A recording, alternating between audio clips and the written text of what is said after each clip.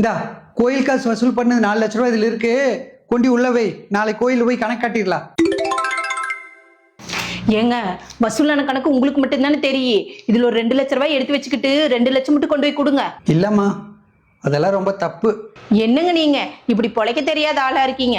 இதுக்கு முன்னாடி தலைவரா இருந்தவரு எப்படி வீடு கட்டினாரு, எப்படி காரு வாங்கினாரு, எல்லாம் இதுல வர்ற காசை ஏமாத்தி எடுத்துதான்.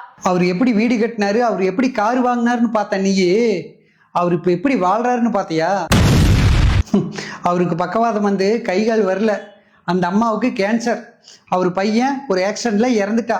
இப்படி ஏமாத்தி சம்பாரிச்சு அவர் என்னமா நல்லா வாழ்ந்துட்டாரு.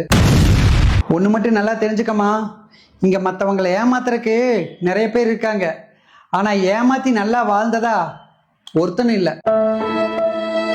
எண்ணம் போல் வாழ்க்கைன்னு பெரியவங்கள சும்மாவா சொல்லியிருக்காங்க? சாரிங்க, இந்த பணத்தை பார்த்ததும் நான் கொஞ்சம் ஆசைப்பட்டுட்டேன். நாம் ஒருத்தரை ஏமாத்தணும்னு நினைக்கும் போதே நம்மளை ஏமாத்துறதுக்கு ஒருத்தர் தயாராயிருவா அப்படிங்கிறத மறந்துடக்கூடாது.